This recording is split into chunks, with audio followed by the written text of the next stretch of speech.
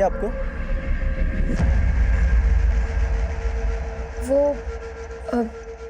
वो मुझे pregnancy test kit चाहिए। क्या प्रेगनेंसी टेस्ट किट? वो मेरी दीदी के लिए। ओके ठीक है, मैं लाता हूँ।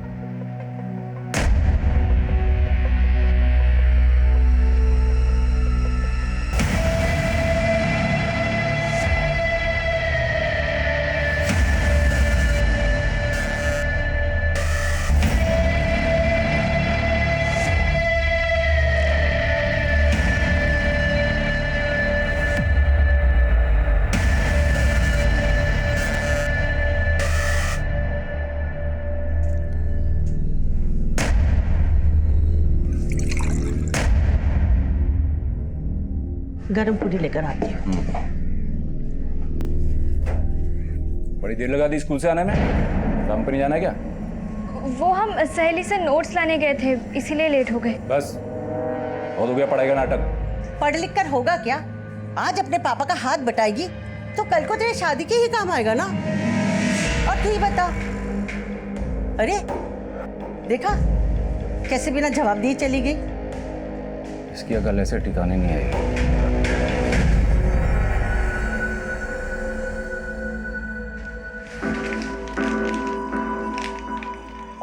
अगर 2 लाइन गाढ़ी हो जाए तो प्रेगनेंसी पॉजिटिव है।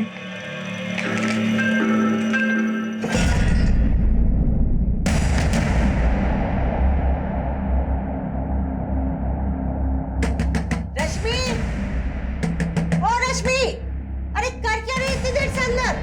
आई दादी। जल्दी निकल, तुझे काम पे लेट हो जाएगा।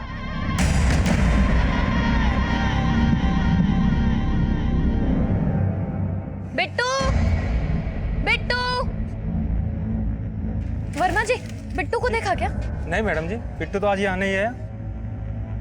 कहाँ चला गया ये लड़का? बिट्टू, बिट्टू।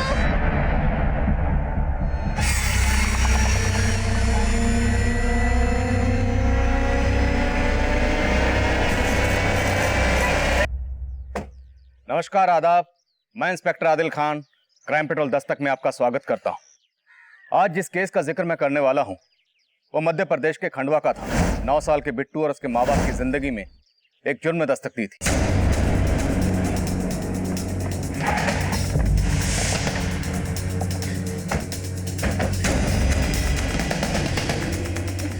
इंस्पेक्टर साहब, मेरा बेटा बिट्टू, मैंने उसको ढूंढने की बहुत कोशिश की, कहीं दिखाई नहीं दे रहा। अब घबराइए मत, आराम से बताइए। वो दोपहर में अपने दोस्तों के साथ खेलने के लिए घर से बाहर निकला था। उसके बाद से मैंने उसको हर जगह ढूंढ लिया, वो कहीं दिखाई नहीं दे रहा है। किसके साथ खेल रहा था? अंकल, हम और बिट्टू क्रिकेट खेल रहे थे दोपहर में। चल मेरी बैटिंग है, चल फील्डिंग कर। अरे नॉट आउट है ना, उसने आगे से बॉल मारा। चल चल चल, मैं आ रहा हूँ। अरे कहाँ जा रहे हैं? अरे सुसु आ रही है बेट। लेकिन बिट्टू वापस आया नहीं।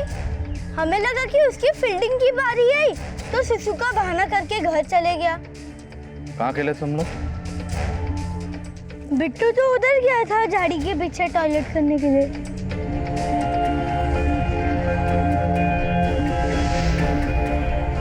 आसपास लोगों से पता करो, शायद किसी ने कुछ देखा हो।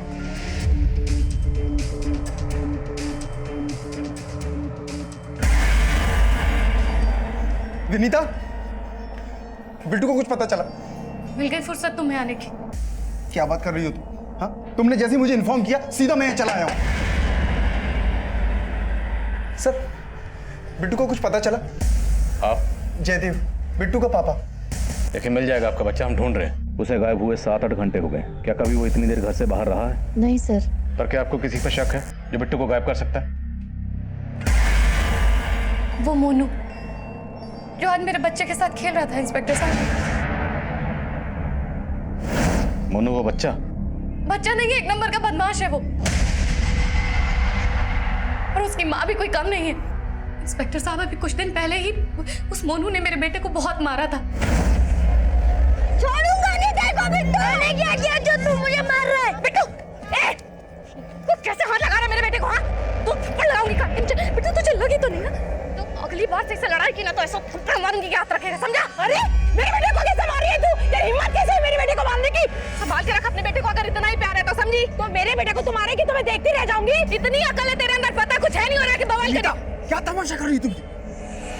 उस झगड़े के बाद से मेरे और मोनू की माँ की बातचीत बंद है। हालांकि मेरा बेटा खेलता है उस मोनू के साथ, लेकिन ये बात उसकी माँ को बिल्कुल अच्छी नहीं लगती। एक नंबर की चालाक औरत है वो। मुझे तो लगता है इंस्पेक्टर साहब उसी ने बच्चों के साथ मिलकर मेरे बिट्टू को गायब किया है। मुझे पता था सर, वो मुझ पर ही शक करेगी। मैं इतनी गई गुजरी नहीं हूँ सर कि इतनी छोटी सी बात पर किसी भी बच्चे के साथ कोई गलत काम करूंगी। बात छोटी जरूर थी, लेकिन इतनी बढ़ गई कि बिट्टू की माँ के साथ आपने हाथापाई की। हाथापाई मैंने? सर उसने हाथापाई शुरू की। तो खत्म आपने की होगी उसके बेटे को गायब करके। देखिए, अगर कुछ भी छुपा रही हैं तो साफ साफ बता दीजिए। सर मैं आपसे कह रही हूँ ना, मैं कुछ नहीं छुपा रही हूँ। ये मोनू की माँ देखने से चालाक लग रही है सर, पर क्या वो ऐसा करेगी?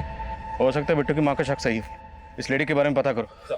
सर, इन्होंने बिट्टू को ग्राउंड के पीछे वाले रास्ते में किसी आदमी के साथ जाते हुए देखा था। कौन आदमी? साहब वो आदमी कौन था ये तो नहीं मालूम, पर शायद बिट्टू उसको जानता था, क्योंकि मैंने खुद उसको उसके साथ जाते हुए देखा। दिखता कैसा था वो आदमी? उसका हुलिया याद है? साहब इतना तो मैंने ध्यान नहीं दिया, पर हाँ वो ब्लू कलर की शर्ट पहने हुए था।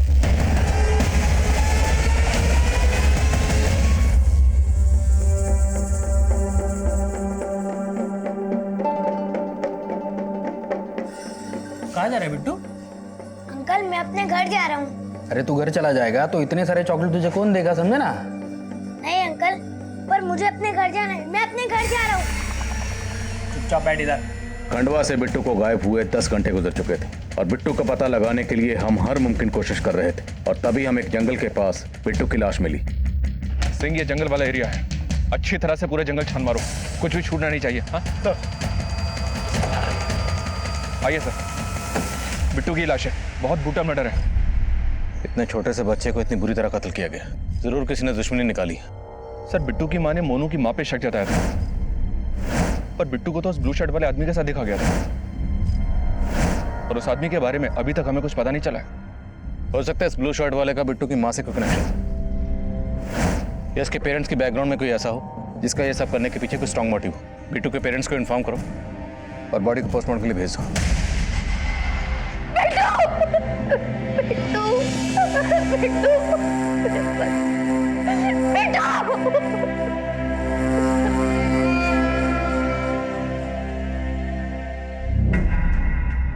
जीजा जी आई।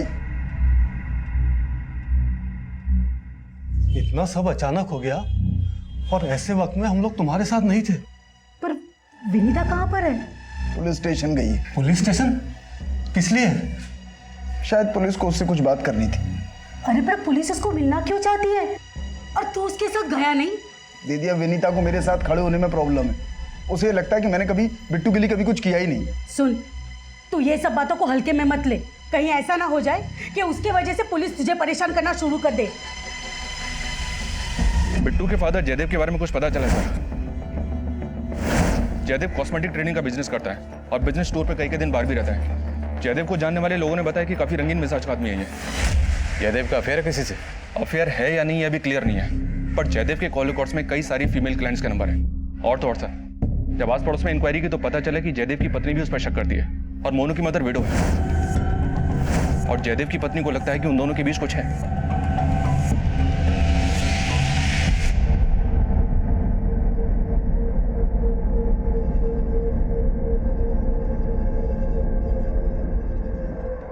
श्वेता, श्वेता यार मैं ऑफिस के लिए लेट हो रहा हूँ। बस 2 मिनट हाँ मैं जा रहा हूँ।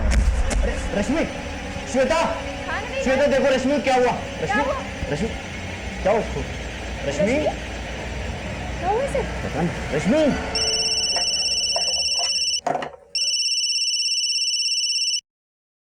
हेलो,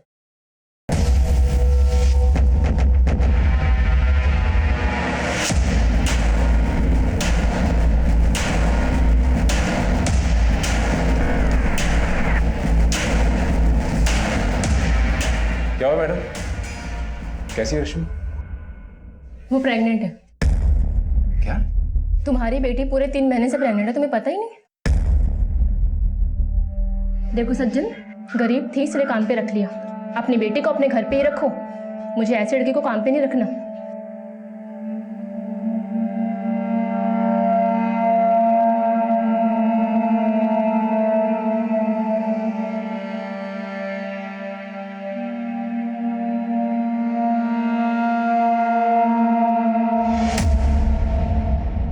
विनीता जी, दोषी कोई भी हो, इंसाफ होगा। लेकिन इतना पक्का है कि बिट्टू किसी ब्लू शर्ट वाले आदमी के साथ गया, और ये जो भी था बिट्टू उसे अच्छी तरह से जानता था, क्योंकि बिट्टू अपनी मर्जी से उसके साथ गया। अब ये आदमी कौन हो सकता है? सोच के बताइए, कभी कोई ऐसा हादसा हुआ हो आपके साथ, आपके पति के साथ, किसी रिश्तेदार के साथ या बिट्टू के साथ? इंस्पेक्टर साहब, कोई हादसा जैसा तो कुछ हुआ नहीं, लेकिन अभी कुछ ही दिन पहले बिट्टू जब घर आया था उसके हाथ में बहुत सारी चॉकलेट्स थी। बिट्टू बिट्टू कहाँ गया था और इतनी सारी चॉकलेट कहाँ से लाया? अरे मम्मी, वो अंकल ने दिए। कौन से अंकल? अरे वो पापा के दोस्त थे ना, उन्होंने दिए। तो बिट्टू अपने पापा के किस दोस्त की बात कर रहा था? मैंने उससे पूछा, लेकिन बिट्टू ने मुझे कुछ बताया नहीं। बाद में मैंने इसके बारे में जैसे भी पूछा, लेकिन उनको भी कुछ आइडिया नहीं था। देखिए विनीता जी, हालांकि आपने हमें इस बारे में खुद कुछ नहीं कहा, लेकिन फिर भी हमें पता चला है कि आपको शक है कि मोनू की माँ और आपके पति के बीच कुछ। आपने बिल्कुल ठीक सुना है, मुझे मेरे पति के बारे में शक है। स्कॉन्ड का ढिंढोरा पीटने के लिए तुझे मैडम का घर मिला? हाँ, मुझे मैडम का घर मिला था। क्या हुआ? क्यों मारा थे उसको? अरे माँ, कहीं का नहीं छोड़ा इस लड़की ने, हमें मुंह दिखाने के लायक नहीं छोड़ा। 3 महीने से पेट से। रश्मि, ये सब क्या है रश्मि? बोल रश्मि, किसका पाप है ये? अरे मेरी तरफ क्यों देख रही है? हाँ, मेरी तरफ क्या देख रही है? तुझे पता ना तेरी माँ क्यों मरी थी? हाँ? बोल। विवेक का पापा नहीं? विवेक के साथ मुंह काला कर रहा है तूने। मैं छोड़ूंगा नहीं उसको, जान से मार दूंगा। उसने कुछ नहीं किया, इसको कुछ मत कहना। तो फिर कौन है? किसका पाप अपने पेट में लेके घूम रही है तू? बता रश्मि, बता। अरे बोल क्यों नहीं रही है? किसका पाप है ये?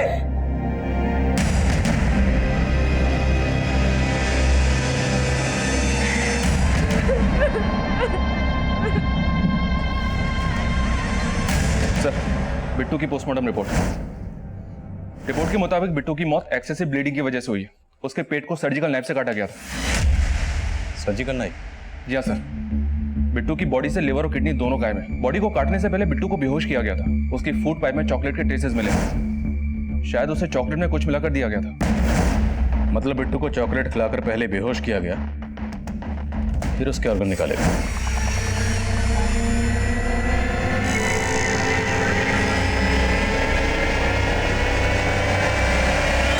देखने से तो ऐसा लग रहा है सर, ये मामला ऑर्गन स्मगलिंग रैकेट से जुड़ा है।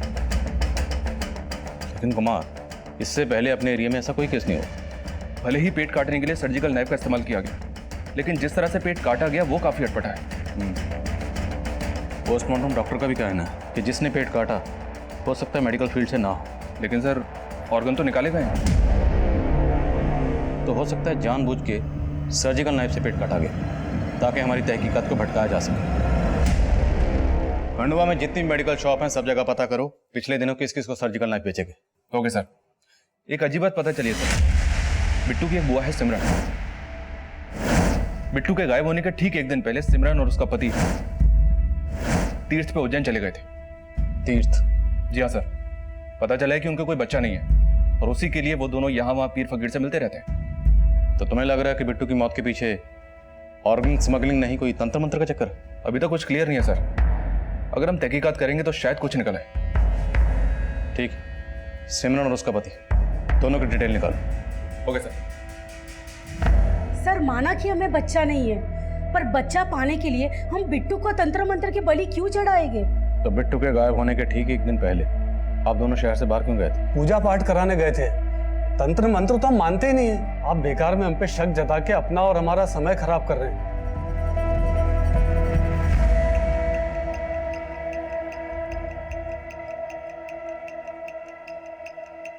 डॉक्टर साहब, उसका अबॉर्शन हो जाएगा ना। देखो उसकी प्रेगनेंसी को 3 महीने से ऊपर हो गया है और इतनी कम उम्र में अबॉर्शन करवाना कितना रिस्की हो सकता है पता है तुम्हें? लेकिन डॉक्टर साहब अभी उसकी शादी भी नहीं हुई। लेकिन ऐसे में अगर रश्मि का अबॉर्शन करवाएंगे तो उसकी जान भी जा सकती है। देखो रश्मि को ये बच्चा कैरी करना ही पड़ेगा।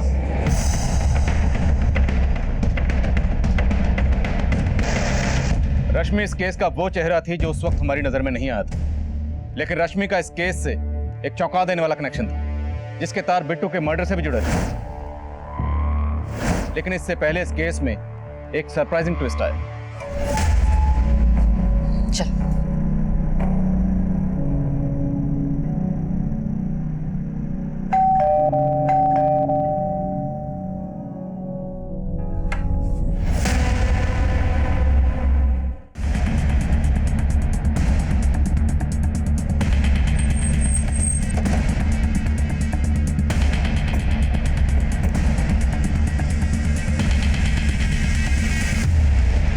तो आपने देखा था बिट्टू किसी अंकल के साथ गया था? हाँ, कौन अंकल? फिल्म वाले अंकल। फिल्म वाले अंकल? हाँ अंकल, लेकिन मैं उनको नहीं जानता। उस दिन जब बिट्टू टॉयलेट करने गया था फिर वापस नहीं आया, तो मैं उसे देखने गया, वो फिल्म वाले अंकल के साथ जा रहा था। अरे बिट्टू कहाँ जा रहा है? खेलना नहीं है? अरे नहीं मोनू, मैं फिल्म वाले अंकल के साथ जा रहा हूँ। वो फिल्म वाले अंकल दिखते कैसे थे? पहना क्या था उन्होंने? ब्लू शर्ट पहना था। और कुछ याद है? नहीं। सर लग तो ऐसे रहे कि मोनू की माँ कहानी बना रही है, क्योंकि सबको पता है कि हम उस ब्लू शर्ट वाले आदमी को ढूंढ रहे हैं। शायद हमें भटकाने के लिए उस ब्लू शर्ट वाले आदमी को अब फिल्मी अंकल का नाम दिया गया है। मुझे लगता नहीं है सर ये फिल्म वाला कोई अंकल होगा। पर ब्लू शर्ट वाला तो है ना जो उस दिन बिट्टू को अपने साथ ले गया। बिट्टू के दोस्तों से एक बार फिर से पूछताछ करो, वो इस फिल्मी अंकल के बारे में क्या बोलते हैं।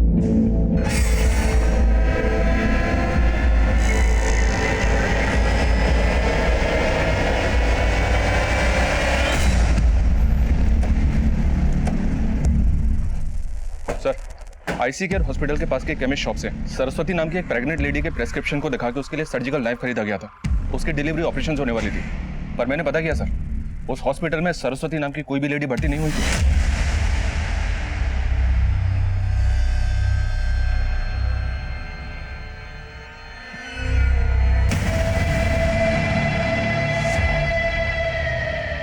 आंटी आंटी आंटी, ये रश्मि और उसके घर वाले अचानक कहाँ चले गए? मतलब कई दिनों से ताला लगा हुआ है। वो रश्मि के पापा को नई नौकरी लगी ना खंडवा में, तो सब लोग वहीं शिफ्ट हो गए।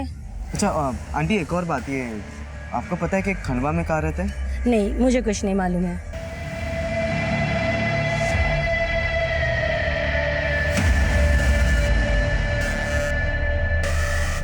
4 से 5 महीने का पेट हो गया तेरा।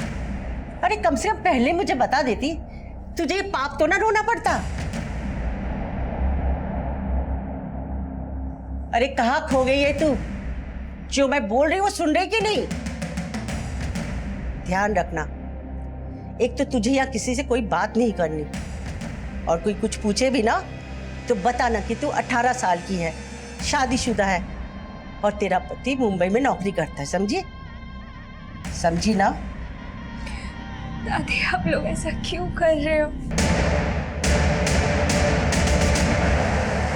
अरे माँ, शादीशुदा लगने के लिए सिंदूर लगाना जरूरी है। अब माँ तो जल्दी मेरे लिए खाना लगा दे जा।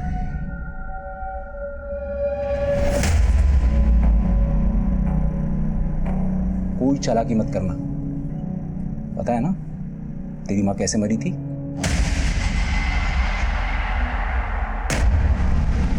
सर, ये मेरी बहू डॉली है, ये कहीं मिल नहीं रही सर। कब से मिसिंग है? सर आज सुबह जब मैं सत्संग के लिए निकल रही थी तो डॉली घर पे ही थी। बहू, सत्संग से आके फलहार करना है मुझे, सब तैयारी रखना। जी माँ जी। और जब मैं सत्संग से वापस आई सर तो घर पे डॉली नहीं थी। आपके और डॉली के अलावा घर पे और कौन कौन रहता है? सर मैं और मेरी बहू घर में अकेली रहते हैं। डॉली का हस्बैंड? सर मेरा बेटा भोपाल में जॉब करता है, वो वहीं रहता है। सर आप प्लीज पता कीजिए डॉली के बारे में। डॉली प्रेग्नेंट है सर। डॉली प्रेग्नेंट है? हाँ सर, तभी तो ऐसी हालत में वो इतनी देर तक बाहर नहीं रह सकती सर। मुझे उसकी बहुत फिक्र हो रही है। आप कुछ भी कीजिए सर, लेकिन मेरी बहू को ढूंढ दीजिए। इनके घर के आसपास पता करो, शायद डॉली को किसने जाते हुए देखा। और ये भी पता करो कि डॉली का फोन कहाँ स्विच ऑफ हुआ था। तब तक मैं केमिस्ट से मिलता हूँ। सर।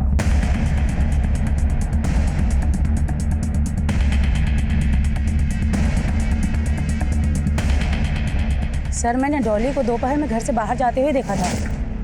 डॉली कैसी है? मैं बिल्कुल ठीक हूँ, आप कैसी हैं? ठीक हूँ। मैं कैसे वापस कब आई? अभी 2 ही दिन हो गए। आपने बताया डॉली 2 दिन पहले अपने मायके से आई थी। उसका कोई इशू था क्या अपने ससुराल वालों से? जी सर, डॉली का अपने पति और अपने सास के साथ में बहुत झगड़ा होता था। पिछले 6 महीने से डॉली अपने मायके रहती थी। हाँ माँ, पुलिस ने क्या बोला? बोलना क्या था, कंप्लेंट लिख ली है। लेकिन ये बता कि तू कब आ रहा है? पुलिस का तो तुझे पता है ना, सब पता कर लेगी कि हमारा उसके साथ झगड़ा था। मुझे तो डर लगने लगा कहीं उल्टे सीधे सवाल करना शुरू कर दिया तो।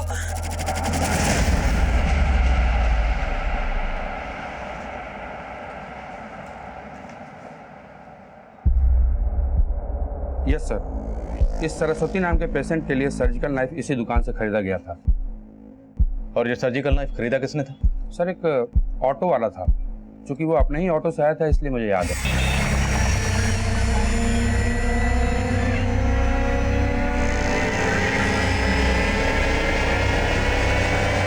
ये ले लो। ये क्या लिखा है? कुछ समझ में नहीं आ रहा है। साफ साफ नहीं लिखा है डॉक्टर ने। देखो मेरे भी पेट से है, समझे ना? उसी का कुछ ऑपरेशन का लिखा होगा, समझे ना? उस ऑटो वाले को पहले कभी देखा था आपने? नहीं सर, लेकिन बहुत अजीब आदमी था सर। हर बात पे समझे ना ऐसे बोलता था। और एक बात सर, उसके ऑटो के पीछे एक फिल्म स्टार का पोस्टर लगा हुआ था।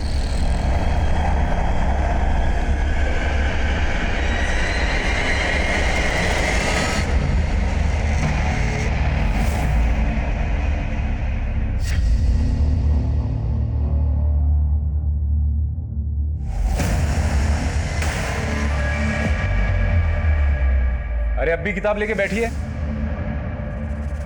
अब क्या फिर से स्कूल जाने का इरादा है तेरा? पापा आप कुछ भी कर लो, अब मुझसे मेरे सपना नहीं छीन सकते। अरे जाग मुसाफिर, भोर भाई, सपने से बाहर आ। तेरे इस पेट के बच्चे ने तेरी और मेरी दोनों की किस्मत बदल दी है। यही सच है, इसका ध्यान रख। तेरे को कितनी बार बोला है खिड़की बंद रखा कर, ऐसे ही बैठ जाती है यहाँ पे।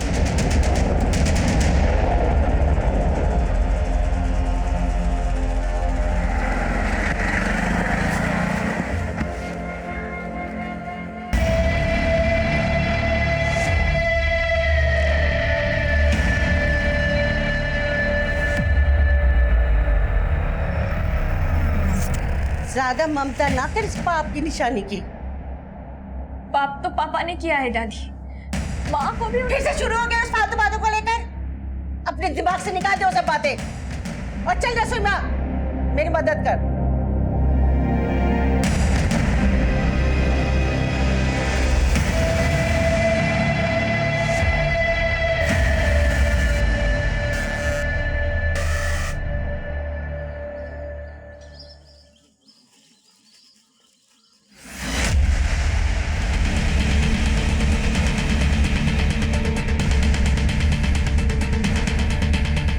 एक ऑटो वाले ने सर्जिकल नाइफ खरीदा और उस सर्जिकल नाइफ से बिट्टू का कत्ल कर दिया। एक 9 साल के बच्चे के साथ ऑटो वाले का क्या कनेक्शन हो सकता है? बिट्टू के दोस्त मोनू का कहना है उस दिन जब बिट्टू टॉयलेट करने गया था फिर वापस नहीं आया, तो मैं उसे देखने गया, वो फिल्म वाले अंकल के साथ जा रहा था। और जिस ऑटो वाले ने सर्जिकल नाइफ खरीदा उसके ऑटो के पीछे भी किसी फिल्म स्टार का पोस्टर था। तो हो सकता है ये ऑटो वाला ही वो फिल्म वाला अंकल हो जिसने बिट्टू के चॉकलेट खाने की कमजोरी का फायदा उठाया, उसे किडनैप किया और उसे मार डाला। सारे ऑटो स्टैंड पर उन ऑटोज के बारे में पता करो जिनके पीछे किसी फिल्म स्टार का पोस्टर हो। और बिट्टू के माँ बाप से पूछो क्या वो किसी ऐसे ऑटो वाले को जानते हैं।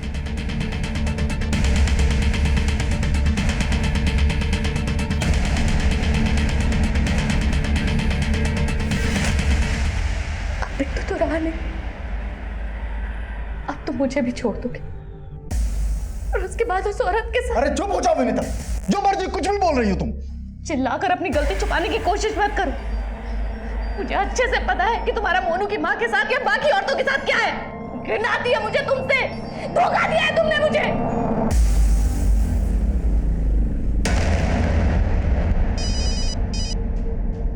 हाँ बोलिए। सर इस एरिया में ऐसे किसी भी ऑटो वाले का पता नहीं चला है जिसके ऑटो के पीछे फिल्म स्टार का पोस्टर हो, और ना ही बिट्टू से जुड़े किसी ऐसे आदमी का पता चला है जो किसी ऑटो वाले को जानता हो।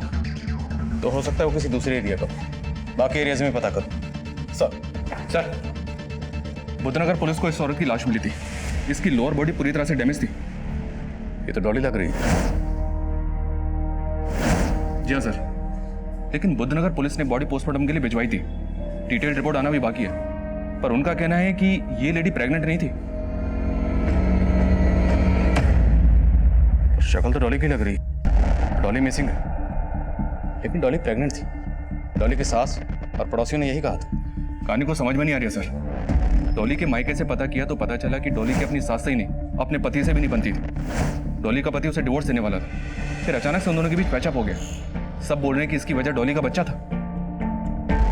कहीं ऐसा तो नहीं कि डॉली फेक प्रेगनेंसी का नाटक करके अपने हस्बैंड से ज्यादा एलिमनी चाहती थी, इसलिए उसके हस्बैंड ने पैचअप कर लिया। लेकिन बाद में जब उसे पता चला कि ये प्रेग्नेंट नहीं है, तो उन लोगों ने डॉली को मार दिया।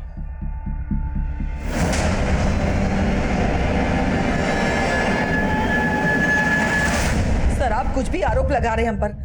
डॉली प्रेग्नेंट थी सर। डॉली प्रेग्नेंट नहीं थी, लाश मिली है उसकी। क्या सर, आपको शायद कोई गलतफहमी हुई होगी, वो किसी और की लाश होगी। ये है जिसकी लाश हमें मिली। कौन है? देखो कौन है? आपकी बहू और आपकी वाइफ डॉली है ना? अब बोलो क्या कांड किया इसके साथ? सर हमने कोई कांड नहीं किया सर, हम तो खुद हैरान है ये सब जान करके सर। और सर डॉली प्रेग्नेंट थी।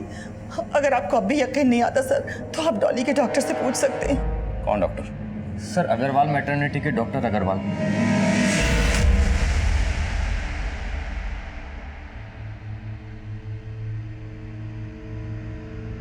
अरे रश्मि पानी देना। अरे कब आए तू? बस अभी आया। रश्मि पानी दो। अरे सो रही होगी अंदर। अरे ऐसे कैसे सो रही है? आंखों से सो रही, कानों से तो सुन रही होगी। रश्मि मैं लेके आती। नहीं मैं जाता। रश्मि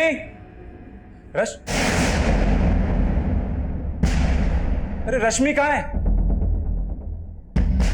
सर ये डॉक्टर अग्रवाल वही डॉक्टर है जिस पर पहले भी बच्चे एक्सचेंज करने के आरोप लग चुके हैं। अब ये डॉक्टर अग्रवाल ही हमें सुनाएगा डॉली की प्रेगनेंसी की असली कहानी। चलो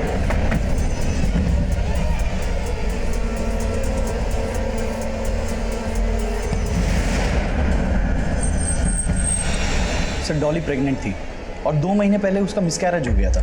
उसने मुझे रिक्वेस्ट किया कि ये सब बातें मैं उसके घर वालों को ना बताऊं। लेकिन वो लगातार तेरे पास आ रही थी।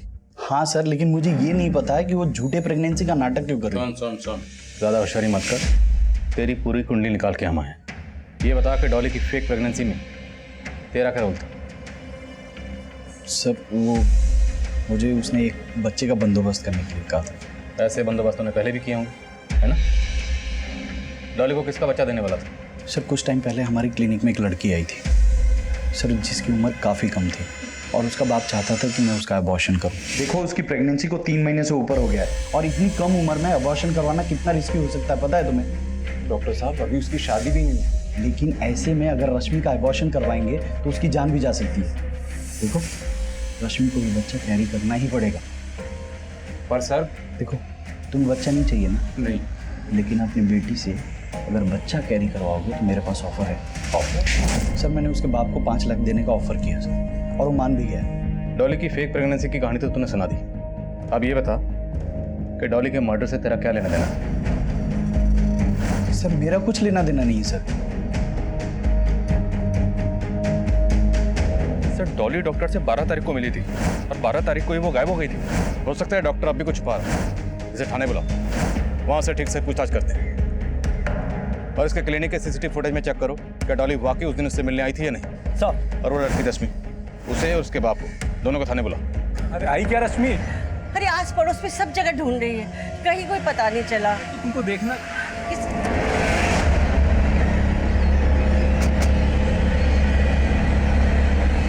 सज्जन जी। रश्मि कहाँ? सर आप लोगों के आने से पहले हम उसी को ढूंढ रहे थे। वो पता नहीं अचानक कहाँ गायब हुई। खैर रश्मि को तो हम ढूंढ लेंगे। तू बता, तो रश्मि को लेके डॉक्टर अग्रवाल के पास गया था ना? अब तू बोलेगा या मैं बोलूं? सर हम तो अबॉर्शन करवा नहीं गए थे सर, लेकिन डॉक्टर अग्रवाल ने बोला कि अबॉर्शन नहीं हो सकता है। रश्मि की जान को तो खतरे में नहीं डाल सकते थे ना, इसलिए मैंने उनका ऑफर मान लिया। और तेरी नाबालिग बेटी को प्रेग्नेंट किसने किया? किसने किया? बोल। सर उसका रेप हुआ था सर। रेप? रश्मि ने खुद बताया था रेप के बारे में। वो जहां काम करती थी उसका मालिक और उसके दोस्त ने उसके। यार राहुल, तूने अच्छा किया तो घर पे आ गया। जब श्वेता नहीं होती ना, दारू पीने का मजा ही अलग होता है। चीयर्स। और कुछ चाहिए आप लोगों को? ये क्या कर रहे हो आप? अरे क्या हो गया? सैलरी मैं देता हूँ तुमको, कुछ पैसे ही दे देगा। सर रश्मि के मालिक और उसके दोस्त ने रश्मि का वीडियो बना लिया था। वो वीडियो कहीं दिखा देते तो हमारी बदनामी होती, इसीलिए मैं भोपाल से खंडवा आ गया। सोचा था कि यहाँ अबॉर्शन करवा देंगे, किसी को पता नहीं चलेगा, फिर वापस चले जाएंगे। लेकिन रश्मि पता नहीं कहाँ चली गई। इतना सब कुछ हुआ, लेकिन तूने एक बार भी जरूरी नहीं समझा कि पुलिस में कंप्लेंट लिखवा। क्यों? तुझे उस डॉक्टर की तरह रेपिस्ट ने भी ऑफर किया था ना पैसे, ताकि तेरा मुंह बंद रहे। जिन लोगों ने तेरी बेटी का रेप किया उनकी डिटेल बता। रश्मि का रेप करने वाले मुजरिमों को हमने गिरफ्तार कर लिया।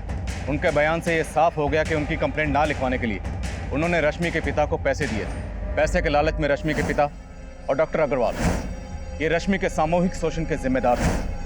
और डॉली, वो किसके जुर्म का शिकार हुई थी, ये भी काफी होश उड़ाने वाला था। सर 12 तारीख को जिस दिन डॉली गायब हुई थी, उसने डॉक्टर अग्रवाल के क्लिनिक के पास से एक ऑटो पकड़ा था। सर ये उसकी सीसीटीवी फुटेज है।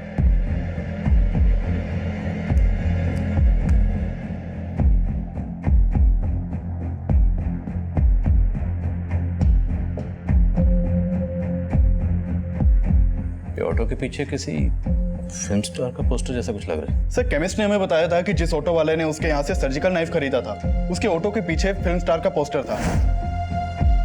तो सर इस ऑटो के पीछे भी फिल्म स्टार का पोस्टर है। हो सकता है ये वही ऑटो वाला हो। लेकिन सर इसकी पहचान करना मुश्किल है, क्योंकि इसके ऑटो के पीछे जो नंबर प्लेट है वो फेक है। तो हो सकता है इस ऑटो का इस्तेमाल सिर्फ क्राइम करने के लिए करता। लेकिन सर हमें इस ऑटो की कोई लीड नहीं मिल रही, तो हम इस आदमी को ढूंढेंगे कैसे? सही, तुम्हें याद है केबिन्स ने कहा था, लेकिन बहुत अजीब आदमी था सर। हर बात पे समझे ना ऐसे बोलता था, जैसे ही उसका तकिया कलाम हो। तो अब अगर ऑटो नहीं मिल रहा तो हम ऐसे ऑटो वाले को ढूंढेंगे जिसका तकिया कलाम हो, समझे ना। सर रश्मि को उसके घर के पास से एक लड़के के साथ एक ऑटो में बैठे देखा गया है। सीसीटीवी में कैप्चर हुआ है।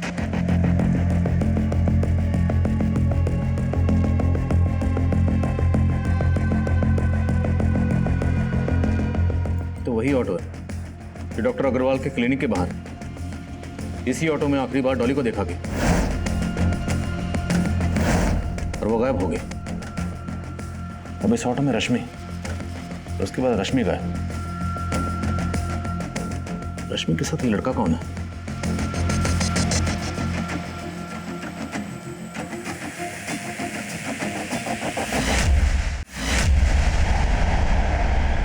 सर ये तो विवेक है, रश्मि के साथ ही पढ़ता था। हो सकता है इस विवेक का ऑटो वाले से कोई कनेक्शन। उठाओ इसे।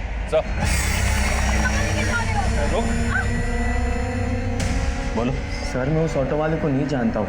तो रश्मि के साथ बैठकर उस ऑटो में कहाँ गया था?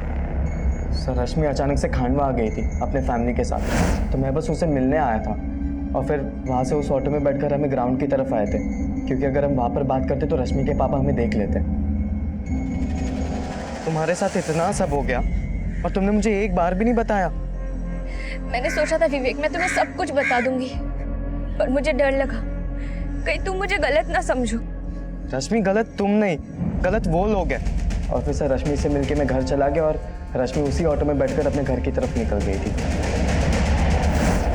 सर मैं सच बोल रहा हूँ, मुझे इससे आगे कुछ भी नहीं पता है। बिट्टू के साथ देखा गया ब्लू शर्ट वाला आदमी और ऑटो वाला दोनों एक ही थे, और यही वो फिल्म वाला अंकल था जिसने बिट्टू को मारकर उसके ऑर्गन निकाल लिए थे। डॉली को भी उसी सर्जिकल नाइफ से मारा गया था। और डॉली के ऑर्गन नहीं निकाले गए थे। हम ना तो मुजरिम के मोटिव का कोई अंदाजा लगा पा रहे थे और ना ही मुजरिम का। हम पर प्रेशर यह भी था कि उसने अब रश्मि को भी गायब कर दिया था। रश्मि को बचाने के लिए जरूरी था कि हम जल्द से जल्द उस मुजरिम की पहचान पता कर लें। तभी हमें एक क्लू मिला। समझे ना। अच्छा, वो मुन्ना की बात कर रहे हो? हाँ हाँ, मुन्ना मुन्ना कहाँ है वो आजकल? अरे वो तो आजकल ऑटो भी नहीं चलाता। क्यों, क्या हो गया?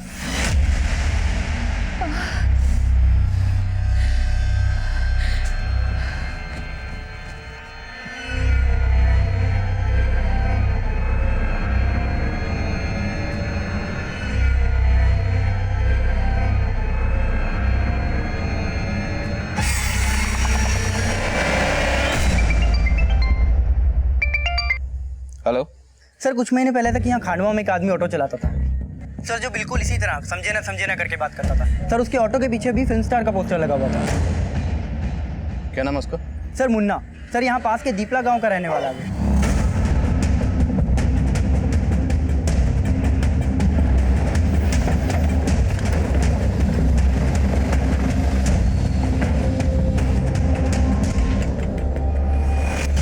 सुनिए,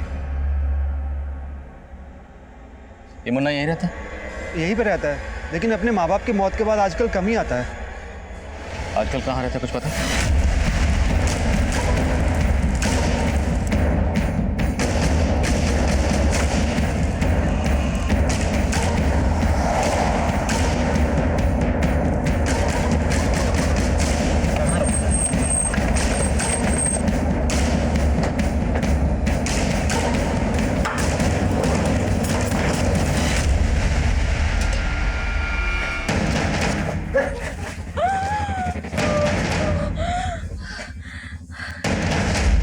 समझे ना साहब, मेरे बाबा ने मुझे बोला था कि मैं किसी बच्चे के शरीर के पुर्जे निकाल कर अगर साधना करूंगा तो मुझे खजाना मिलेगा। इसलिए मैंने बच्चे की तलाश शुरू की और एक दिन मेरी नज़र बिट्टू पे पड़ी।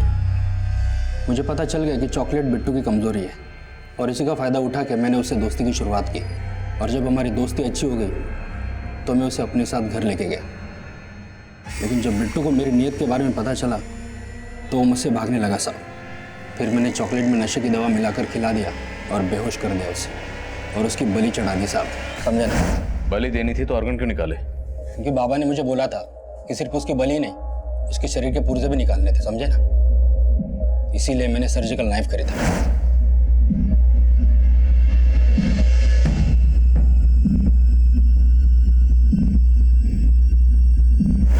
और बाबा ने यह भी बोला था साहब कि शरीर के पुर्जों को पानी में उबाल कर वो पानी पीना होगा। और एक अजन में बच्चे की पूजा भी करनी थी मुझे। इसलिए तूने डॉली को उठाया? हाँ साहब, लेकिन बाद में पता चला कि डॉली गर्भवती नहीं थी। समझे ना? क्या है? उसने बोला कि वो किसी से बच्चा लेने वाली थी।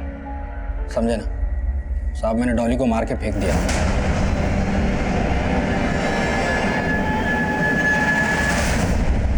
फिर मैंने उस लड़की को टारगेट किया।